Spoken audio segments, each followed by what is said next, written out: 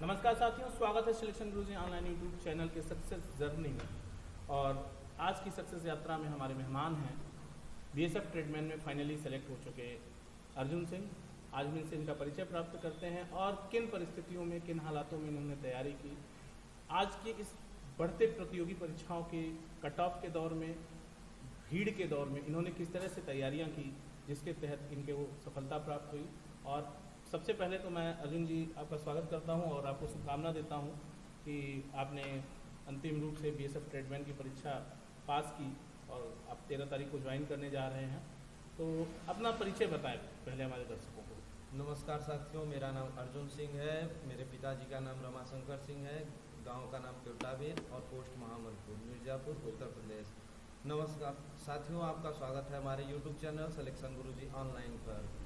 Sir के मार्गदर्शन से मैंने यह मुकाम हासिल किया बीएसएफ ट्रेडमैन का, जो कि सर का बहुत बहुत आभार है। साथियों, मैं आपको बताना चाहता हूँ, मैं एक ग्रामीण परिवेश से बिलोंग करता हूँ, जो कि ग्रामीण स्थिति में रहना एक बहुत ही कठिन कार्य होता है। जहाँ के माता पिता किसानी करते हैं, खेती करते हैं, 24-24 घंटे काम करते हैं और उसमें से वो हमें पढ़ाते लिखाते हैं, पैसे देते हैं। तो इन कठिन परिस्थितियों में हमारी जिम्मेदारी बनती है कि हम उनके सपनों को साकार करें, उनकी जो मेहनत है उनकी मेहनत को कम करें और उनको आगे ले जाएं। तो इसलिए जब मैंने इंटरमीडिएट की परीक्षा पास की तो अपने घर की आर्थिक स्थिति देखी, जो कि बहुत ही दयनीय थी। फिर घर वाले हाई कोर्स करा नहीं पाते, इसलिए तो मैंने ज्वाइन करना चाहा कि सरकारी नौकरी। सरकारी नौकरी एक अच्छा प्लेटफॉर्म है ग्रामीण लोगों के लिए, जो कि आपको सामाजिक तौर पे एक अच्छी पहचान दिलाता है और साथ ही आपकी आर्थिक स्थिति में सुधार करने का मदद करता है। सर अर्जुन जी, सबसे बड़ी चीज़ तो मैं आपसे ये पूछना चाहूँगा कि जो आज के युवा है, आज मौज मस्ती के दौर में एक अलग ही दुनिया में खोया हुआ है। आज 1.5 GB के डेटा उसको कम पड़ जाता है दिन भर में। ऐसी परिस्थितियों में जब पूरा एक आपने अपने आप को कैसे अपनी तैयारी पे फोकस रखा, कहाँ से आपको प्रेरणा मिलती रहे कि आपको तैयारी करते रहनी चाहिए, लगे रहने चाहिए, और आप किस तरह से ऐसे लोगों से बचे रहे, ऐसी संगति से बचे रहे? क्योंकि गाँव में एक बड़ी समस्या है कि बच्चे, अच्छे भी बच्चे, पढ़ने वाले भी बच्चे कभी कभी ऐसी संगति में पड़ जाते हैं, ऐसे दोस्तों मित्रों के ग्रुप में ज्वाइन कर लेते हैं, ग्रुप ज्वाइन कर लेते हैं, जिससे वो डिस्ट्रैक्ट हो जाते हैं, उनकी तैयारी और उनकी पढ़ाई बाधित हो जाती है। तो आपने अपने आप को कैसे कंसंट्रेट रखा और इसकी प्रेरणा आपको कहाँ से मिलती रही? हमको प्रेरणा हमारे गांव से मिलती थी सर। गांव का माहौल अलग था, अंदर का और बाहर का अलग। हम लोगों का गांव के बाहर कुछ ग्राउंड पे बच्चे जाते थे, तो वहाँ से प्रेरणा मिलती थी कि वो लोग अलग लाइफ जी रहे हैं, उनकी भविष्य क्या हो सकती है। और एक गांव का लाइफ जो 1.5 GB डेटा ख़त्म करने का और नशेड़ियों का था, वो अलग था। तो हम दोनों में रहे हैं। पहले शुरुआती दौर में थोड़ा मनबड़ हो जाते हैं सब। अच्छा, मतलब सारा अनुभव रहा है आपको। हाँ, मनबड़ हो जाते हैं, तो उस दौर में थोड़ा जिए। फिर लॉकडाउन के बाद सब अपने अपनी जगह चले गए, तो फिर होशो आवास आया कि अब हमारे पास क्या बचा है। हमारे पास तो कुछ था नहीं, ना घर की आर्थिक स्थिति सही थी, ना हमारे पास जॉब थी, ना पढ़ाई में अच्छे थे। तो फिर हमने सर की क्लासेस ज्वाइन की। फिर हमने एक अलग रास्ता बनाया। फिर कुछ दोस्तों को बनाया जो ग्राउंड पे आते थे, रात दिन मेहनत करते थे, उनके साथ हमने ज्वाइन किया। फिर सर का क्लासेस देखते थे, पढ़ते थे रात दिन। फिर उन लोगों का साथ धीरे धीरे छोड़ना पड़ा। कोई आदत जल्दी नहीं छूट सकती, धीरे धीरे करके अपने आप को मोटिवेट करना पड़ा। और रही डेटा की बात, तो आपकी इच्छा, आप चाहे यूट्यूब पे क्लासेस देख के ख़त्म कर लीजिए, चाहे फिर रील्स देख के ख़त्म कीजिए, आपके ऊपर डिपेंड करता है। सही कह रहे हैं। अच्छा अर्जुन जी, आपके पिताजी क्या करते हैं? हमारे पिताजी बैंक में काम करते हैं, कैश वैन में। जी। जो कि बहुत हार्डली वर्क होता है। जी। अब आप समझ सकते हैं कि आर्थिक स्थिति कितनी अच्छी रही होगी हमारी। नहीं। तो इस हिसाब से हमारे पड़ोसियों में भी गवर्नमेंट जॉब थी, तो ताने सुनने पड़ते थे, सब कुछ सुनना पड़ता था, देखना पड़ता था, थोड़ा रहना पड़ता था झुक के, आर्थिक स्थिति सही न होने के कारण। तो फिर इसलिए हमने चूज़ किया कि हम भी कभी सरकारी नौकरी करेंगे और अपने माँ बाप का सपना साकार करेंगे। अच्छा अर्जुन, आज के परिवेश में भी जब कहीं ना कहीं महानगरों में गवर्नमेंट जॉब को लेके वो क्रेज़ अब नहीं बचा है युवाओं में, आज भी ग्रामीण और मध्यम वर्गीय निम्न मध्यम वर्गीय परिवारों में सरकारी नौकरी के प्रति इतना क्रेज़, चाहे वो किसी भी प्रकार की सरकारी नौकरी, इतना क्रेज़ क्यों है? क्या कारण है कि सरकारी नौकरी के पीछे आज भी गांव का युवा और जो भी थोड़ा बहुत सीरियस है अपनी पढ़ाई को, तैयारी को लेकर, वो बहुत ज़्यादा उसकी तरफ झुकाव रखता है? सर, सामाजिक स्थिति में सबसे बड़ा होता है उनके माँ बाप का मान सम्मान, हाँ हाँ। जो कि आप खुद देखते होंगे कि एक प्राइवेट नौकरी वाले को कितना इज्जत मिलता है और एक सरकारी नौकरी वाले को कितना इज्जत मिलता है। आप कहीं सामाजिक समारोह में, शादी में या फिर कोई सी फंक्शन में जाते होंगे तो आप देखते होंगे जी जी। कि जो सरकारी नौकरी रहता है उसको एक अलग पहचान दी जाती है, अलग सम्मान दिया जाता है। तो ये सब देखते हुए सामाजिक जो ग्रामीण लोग होते हैं वो ज़्यादा उसकी तरफ झुकाव रखते हैं। मतलब इसको सोशल स्टेटस माना जाता है कि जिसका बच्चा सरकारी नौकरी में है उसका परिवार का सामाजिक स्तर बहुत ऊंचा हो जाता है। हाँ, उसको एक अलग नज़रिए से देखा जाता है कि इनके घर सब सम्मानित होंगे, अच्छे से पढ़े लिखे होंगे जिनके घर सरकारी नौकरी रहती है। और आप कितनी भी प्राइवेट नौकरी कर लें, उस नज़रिए से नहीं देखा जा सकता जितना कि एक सरकारी नज़रिए से देखा जा सकता है। और रही बात आर्थिक स्थिति की, आर्थिक स्थिति आप लोग जानते हैं प्राइवेट नौकरी में बहुत ज़्यादा मिलेगा तो 15 से 20 हज़ार स्टार्टिंग सैलरी रहती है। और ग्रामीण और ये सरकारी नौकरी में स्टार्टिंग सैलरी आपको 30 से 35 हज़ार मिलती है जी। तो इसलिए आपका आर्थिक स्थिति अच्छे से सुधर जाता है और आपके माँ बाप को कठिन से कठिन मेहनत नहीं करना। बिल्कुल सही कह रहे हैं अर्जुन जी। इंटरमीडिएट पास होने के बाद कोई भी प्राइवेट नौकरी 10 से 12 हज़ार की ही मिलती है और एक सरकारी सेवा में जाने के बाद एक जो सामाजिक स्तर होता है और एक जो आर्थिक स्थिति में जो परिवर्तन हो सकता है, सकारात्मक परिवर्तन हो सकता है, वो उसका एक बहुत बड़ा माध्यम है कि आप सरकारी सेवा में चले जाते हैं। तो इससे आपके परिवार और की आर्थिक स्थिति और सामाजिक स्थिति दोनों में सुधार होता है। अच्छा, आज के समय में जब बहुत कंपटीशन बढ़ गया है और गांव के बच्चे सीमित संसाधनों में तैयारी कर रहे हैं, आपकी क्या राय है उन बच्चों के लिए, उन प्रतियोगी परीक्षाओं के बच्चों के लिए? क्या टिप्स देना चाहेंगे जिससे वो अच्छी तैयारी कर सकें और अपने आप को अंतिम रूप से चयनित पा सकें? सर, सबसे पहले मैं सब को कहना चाहूँगा कि आप लोगों के मोबाइल रिचार्ज में हर महीने होता होगा, ये तो कंफर्म है। अब आपको मिलता है 1.5 GB डेटा पर डे। अब आपके पास अगर आपकी आर्थिक स्थिति सही नहीं है तो आप यूट्यूब पे क्लासेज हैं, सर के चैनल्स हैं, उनको ज्वाइन कर लीजिए। आप एक अलग टाइम टेबल बना लीजिए कि इतने बजे से इतने बजे काम करना है, हमको इतने से इतने बजे की सर की क्लासेस देख के उनको पढ़नी है। अब आप पढ़ते रहिए और मॉक टेस्ट देते रहिए। सबसे बड़ा वही है आप लोगों के लिए। आप नंबर अपना देखते जाइए, देख लीजिए किस में कमी आ रही है तो फिर वो क्लास को अटेंड कीजिए। वो क्लास का जो जहाँ पर गलत हो रहा है वो सही हो जाएगा तो फिर उसके बाद आपका नंबर बढ़ जाएगा, आपका नंबर बढ़ता जाएगा। जी जी। फिर एक दिन आप सिलेक्शन के मुकाम तक पहुँच जाएंगे। जी।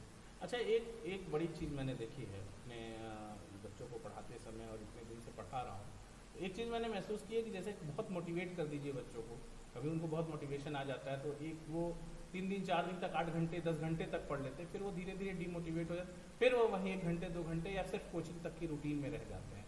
तो किस तरह से ऐसा क्या करें कि उनको ये मतलब निरंतरता बनी रहे उनकी पढ़ाई में कि वो 10 घंटे ना पढ़ें लेकिन 4 घंटे रोज पढ़ें? सर, ये सबसे पहले उनको एक टाइम टेबल बनाना चाहिए ताकि वो घर का काम अलग कर सकें और अपने आप को कितने टाइम खाली पा सकते हैं उस टाइम वो रेगुलर पढ़ें। दिमाग एक ऐसी चीज़ है कि जो आप काम रेगुलर करेंगे वो बार बार इंडिकेट करेगा कि वो काम कीजिए, वो काम कीजिए। तो आपको उतने टाइम वो काम करने के लिए ज़रूर बाधित करेगा कि आप ये काम इस टाइम कीजिए। इसलिए कंटिन्यूटी बनी रहनी चाहिए। अगर कंटिन्यूटी नहीं बन पाती है तो आपको सिलेक्शन से पीछे हटते लगते हैं। आप पढ़ने में कितने भी अच्छे हों लेकिन आपको लगातार मेहनत करना ज़रूरी रहता है, चाहे वो फिजिकली तौर पे हो, चाहे मेंटली तौर पे हो, चाहे पढ़ाई को लेके। पढ़ाई सिलेक्शन में बहुत ही ज़रूरी है क्योंकि आप लोग देख रहे हैं दिन पर दिन प्रतियोगी परीक्षाओं में भीड़ बढ़ती ही जा रही है। जितनी स्विट्ज़रलैंड की आबादी है उससे ज़्यादा हमारे यहाँ फॉर्म पढ़ते हैं। बिल्कुल। तो इसलिए ये ज़रूरी है कि आप लोग पढ़ते रहिए, लगातार पढ़ते रहिए, कभी भी मत छोड़िए। नहीं तो छोड़ेंगे एक भी दिन तो आप उस बच्चे से पीछे पहुंच जा रहे हैं जो 8-8 घंटे 10-10 घंटे तैयारी कर रहे हैं। वो भी तो लड़के हैं, वो भी तो पढ़ाई करते हैं कहीं दूर जाके शहरों में। आप लोगों की आर्थिक स्थिति नहीं सही है तो आप लोग यूट्यूब पे क्लासेस देखिए सर की, रेगुलर देखिए। रेगुलर देखने से ही सिलेक्शन तक पहुंचा जा सकता है। बिल्कुल बिल्कुल।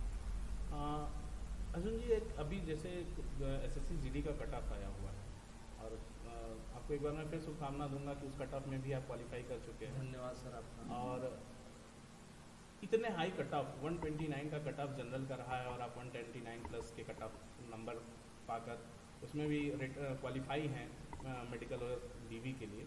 तो इतने हाई कट ऑफ जाने के बीच में जो बच्चे हैं जिनकी तैयारियां औसत दर्जे की हैं, तो क्या अब आपको नहीं लगता कि औसत दर्जे की तैयारी वाले बच्चों का अब चयन मुश्किल हो गया है? अब जिसकी तैयारी बहुत अच्छी होगी उन्हीं का चयन हो सकेगा। सबसे पहले सर आपका धन्यवाद देना चाहूँगा कि आपने मुझे इस मुकाम तक पहुँचाया, और आप उन लोगों को कहना चाहता हूँ कि जो एवरेज माध्यम के हैं वो ये जान लीजिए कि बूंद बूंद से ही घड़ा भरता है। एवरेज जो लोग हैं आज कम नंबर से पीछे हैं, कल हो सकता है अगली वैकेंसी में थोड़ी और मेहनत की जाए वहाँ तक पहुँच सकें। इसलिए कभी भी उनको पीछे नहीं हटना चाहिए, चाहे कुछ भी हो जाए। जब यहाँ तक पहुँचे हैं तो जी जान लगा आगे दें, का भी सफलता पा जाएंगे, जी जान लगा दें। क्योंकि जो एक नया स्टार्ट करेगा वो आप तक पहुँचने में उतनी मेहनत करेगा। अगर आप पीछे हट जाएंगे तो बस कुछ ही नंबरों से आप हमेशा के लिए नौकरी से दूर हो जाएंगे। अच्छा, जो एक छोटी सी बात मैं पूछना चाहता हूँ, जैसे इस समय कोचिंग का जो दौर चल रहा है, आजकल शहरों में 5 स्टार होटल के तर्ज पे कोचिंग चलते हैं, जहाँ आप जाएंगे तो आपको एसी क्लासरूम, वाटर कूलर और बहुत सारे मतलब जो भौतिक सुख संसाधन हो सकते हैं उन सबसे लेस कोचिंग संस्थान, जिसमें जाने के बाद आपको लगेगा आप किसी 5 स्टार होटल में। ऐसे कोचिंग संस्थानों और आप जिन ग्रामीण परिवेशों से आते हैं, ऐसी जगहों पर चलने वाली छोटी छोटी कोचिंग संस्थानों और वहाँ पढ़ाने वाले शिक्षकों का आप जैसे बच्चों के चयन में और सिलेक्शन में क्या योगदान है? क्या आपको लगता है कि उन कोचिंग से बेटर परफॉर्मेंस है इन कोचिंग्स का, या ये कह लीजिए कि ग्रामीण परिवेशों में जो ग्रामीण अंचलों में बच्चे हैं उनके लिए ये कोचिंग किस तरह काम कर रही है? सर सबसे पहले बता देना चाहते हैं कि नौकरी जो पाते हैं वो ग्रामीण क्षेत्र के बच्चे ही पाते हैं, क्योंकि उनमें मेहनत करने की प्रतिभा सबसे ज़्यादा होती है। और शहरों में जब आपको इतनी सुख सुविधाएं दी जाती हैं तो आप एक समय तक शुरुआत में खुशी मिलेगी कि अच्छे कोचिंग में आए हैं, फिर उसके बाद आप पढ़ेंगे कुछ दिनों तक, 5-6 महीने तक, उसके बाद फिर आपका डेली का रूटीन हो जाएगा, कोचिंग में नींद आने लगेगी, आलस करेंगे, क्लास लेने में मन नहीं करेगा। तो इसलिए वहाँ पे सुख सुविधाएं आपको कमज़ोर बनाती हैं। आप एसी में बैठते हैं, क्लासेस करते हैं बाहर जाके 20-20 हज़ार रुपये देके, तो वहाँ से जब आप बाहर निकलते हैं तो धूप आपको झेलना पड़ता है, ठंडी झेलनी पड़ती है। तो इसलिए आप ज़्यादा से ज़्यादा टाइम सोचते हैं वहीं पे रहें, वहीं पे सब कुछ करें। और आपको क्लासेस अलग अलग टीचर्स पढ़ाते हैं, कभी कोई जीएस पढ़ाएगा तो कभी कोई फिजिक्स पढ़ाएगा, अलग अलग पढ़ाएगा, कभी मैथ आके। इसलिए कभी भी जब भी पढ़िए तो एक ही टीचर से पढ़िए, ताकि आपको दिमाग में अच्छे से वो उनका कॉन्सेप्ट घुस सके, आपको आ सके, आप गलतियाँ कम कर सकें। इसलिए और शहरों में बदल बदल के पढ़ाए जाते हैं इसलिए। और ग्रामीण क्षेत्रों की रही बात, आप लोग जानते हैं खेती बाड़ी सभी करना पड़ता है।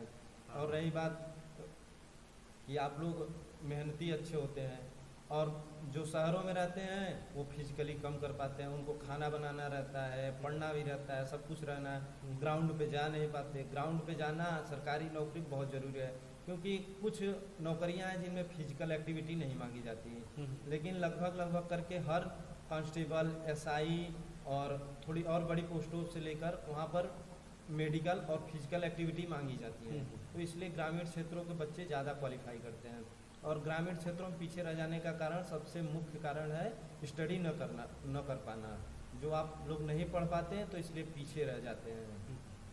अच्छा अर्जुन, एक अंतिम सवाल आपसे कि आप इतनी कम उम्र में, जैसे कहा जाता है कि इतनी कम उम्र में जब कोई बच्चा नौकरी पा जाता है तो अंतिम समय तक जाते जाते ऊब जाता है नौकरी करते करते। तो खैर वो समय तो अब आपको बहुत आगे देखना है, और अब आप अपने जीवन की एक दूसरी पारी शुरू करने जा रहे हैं। एक विद्यार्थी से अब आप एक जिम्मेदार भारतीय सरकार और भारतीय सीमा की सुरक्षा के लिए जा रहे हैं।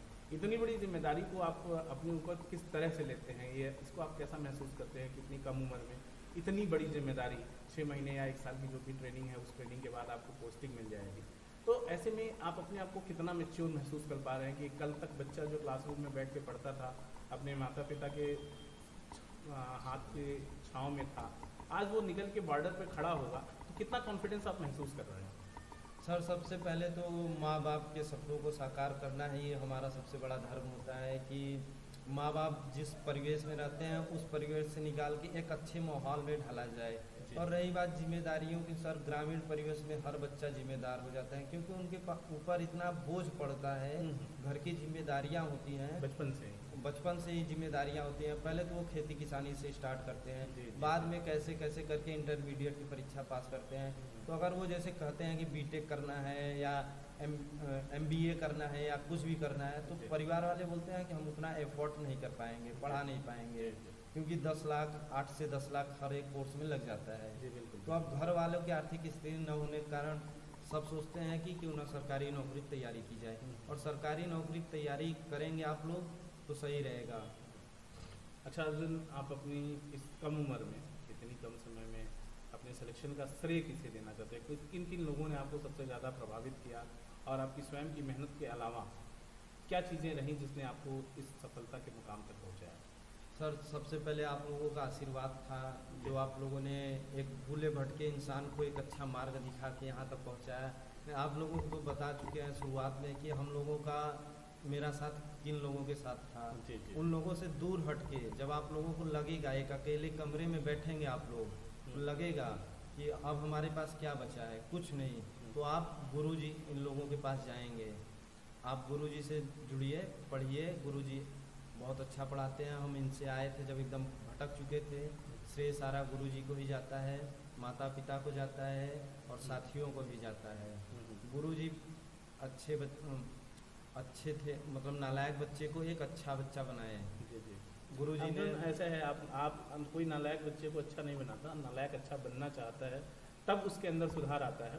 तो आपने इतनी मेहनत और इतनी तैयारी की, मेहनत की आपने, इतने दिनों तक आप लगे रहे, तो मुझे लगता है कि एक आपकी मेहनत भी बहुत बड़ा फैक्टर है जिसने आपको सफलता दिलाई। बाकी तो लोग माध्यम हो सकते हैं, चाहे वो हम हों या कोई भी हो। तो आपको आपकी सफलता के लिए एक बार मैं पुनः बधाई देता हूं, और आपकी उज्जवल भविष्य की कामना के साथ अपनी पूरी टीम सिलेक्शन गुरुजी ऑनलाइन की तरफ से आपको धन्यवाद देता हूं। और ऐसे ही इसी तरह मेहनत करते रहिए, आगे बढ़ते रहिए, और आगे की भी परीक्षाओं में जो परीक्षा देने का आपको अवसर प्राप्त हो, उससे में इससे बड़े पदों की परीक्षा देते रहिए और क्वालिफाई करते रहिए। आपको बहुत बहुत धन्यवाद हमारे स्टूडियो में आ जाने के लिए। धन्यवाद। जाते जाते आप लोगों को एक और देना चाहता हूँ ज्ञान की बात। कोई भी निर्णय लेने से पहले 1000 बार सोचिए, सोच लीजिए अच्छे से, लेकिन अगर वो निर्णय ले लिए आप तो उससे पीछे नहीं हटना है, जी जान लगा देना है, चाहे कुछ भी हो जाए। धन्यवाद आप सभी लोगों को। बहुत बहुत धन्यवाद आपका।